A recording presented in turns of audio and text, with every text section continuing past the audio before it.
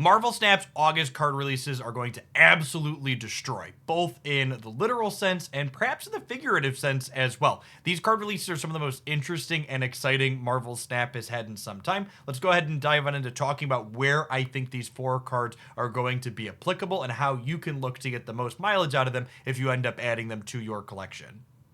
The season pass card for August is a really interesting design. So Daken here, 3 energy, 4 base power. On reveal, add the Muramasa shard to your hand. I'm sure someone's about to correct me on that pronunciation in the comments.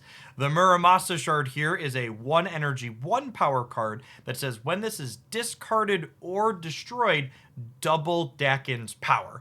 This is a really sweet season pass card. I absolutely love it when the season pass cards give you this very clear means to build around them in a direction to push your deck building in. And Daken here has not just one clear path that's going to be interesting to build around him. He has 2 and potentially even a third that's a blend of both of those strategies together. So being able to leverage both destroy and self-discarding strategies with Daken seems like it's going to be really interesting. It's also worth noting that anytime you have something that doubles its power, like the shard being destroyed is going to do for Daken here, other things that increase the base power will be relevant. So for example, this is a 3 energy card, so you can curve Forge into Daken really cleanly, so that way when it doubles you get a 12 power thing instead of 8 power thing. Nakia was also recently buffed to give all the cards in your hand +1. That can let Daken double up to a 10. It's also worth noting that speaking of doubling things, the shard is a very cheap thing that you can play out down the line, so doubling it with something like Moon Girl, so you double up Daken not just once but twice, also has potential if it's worth exploring. Being able to take this up to 16 power when you Carnage or Venom or Deathblock away these shards seems like it's going to be a ton of fun. This card I think is going to take a while for people to figure out, and there's just so many different permutations of things to explore with it. I honestly think this is the most interesting and unique season pass card that maybe Marvel Snap has ever had. Most others that we've had in the past tend to have one very clear, powerful thing to build around, things like Zabu and Silver Surfer, and Daken's got a lot of permutations that we'll be able to work through, and I'm really excited to dive into them when August gets here. As is always the case when covering data mined early information with Marvel Snap, it should be noteworthy that the things we're talking about are subject to change. And one of the things we've seen shuffle a couple of times in the past is the data mined release order for cards. So I'm going to cover the 3 weekly releases for August in the order that the data mine currently says that they're coming out, but take that with a grain of salt until we get the official announcement from Second Dinner. That being said, our first weekly release here is Lady Deathstrike, 5 energy, 3 power. On reveal, destroy each card here with less power than this. So the immediate thing that jumps out at me when reading Lady Deathstrike is she is finally a clean answer being added to Marvel Snap for Dracula. Dracula, because he discards a card at the end of the game, remains a 4-0 generally speaking while he's on the battlefield, meaning things like Shadow King or Shang-Chi are unable to interact with this card that can often be 20 points of power when it's discarding this massive Apocalypse or Infinite. And Lady Deathstrike means that you can just follow up their 4 energy play with this 5 energy one and not only clear out the Dracula, but also anything else that's smaller inside of this path.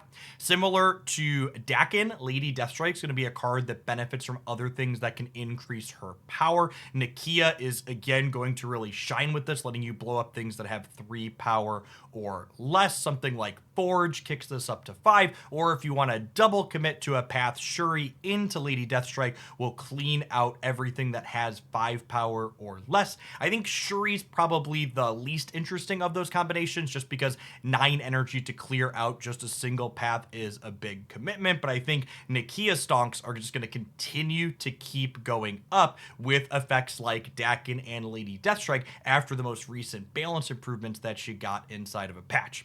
As far as other things that this card can do, it's noteworthy that she blows up everything on both sides of the board, so she can fit eloquently as an answer slash enabler inside of Destroy decks. She could pop your Deadpool that's not too large back up to your hand. She can clear away a Bucky Barnes to create a Winter Soldier. Overall, I think this card has a lot of potential, and I'm interested to see where it ends up at in the format as both an enabler and answer split card.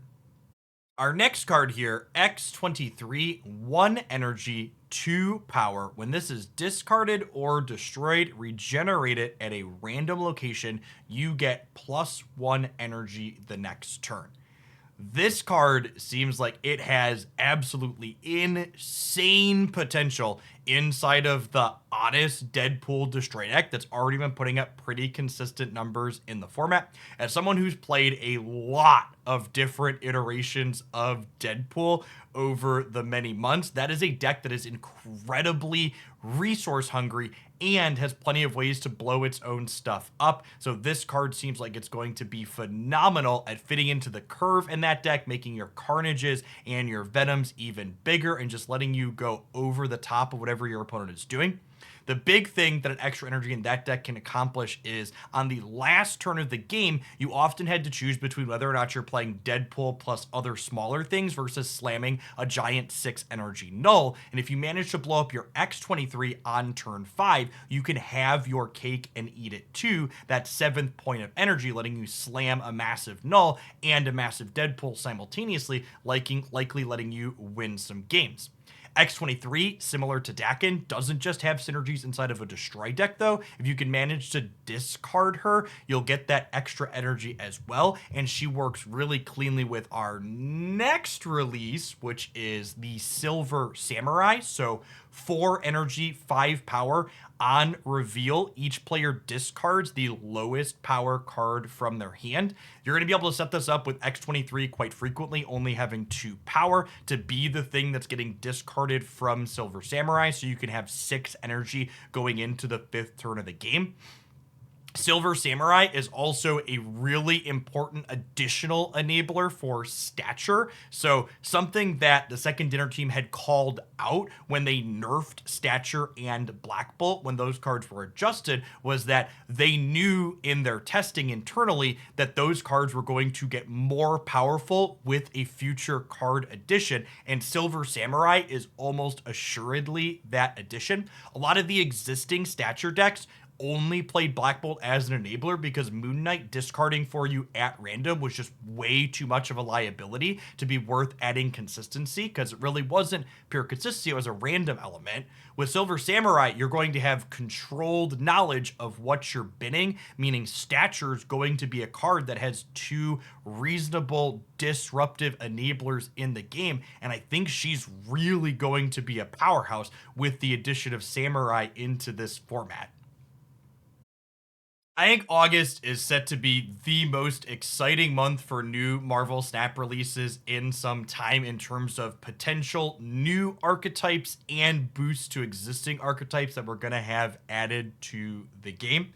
If you're wondering which of these cards are going to be worth saving your spotlight caches for, be sure to check back in again tomorrow morning while I'll be covering the data mines for all the spotlight caches that'll be releasing inside of August with the other existing cards that will be running to them. And I'll be talking about which ones I think will be the best to open for depending on which cards are currently inside of your collection. As always, if you enjoyed today's musings, be sure to snap the like button on this video and share it with a friend who you think might enjoy it. I appreciate everybody that watched through the end. Happy snapping, and hopefully we'll see you back again tomorrow.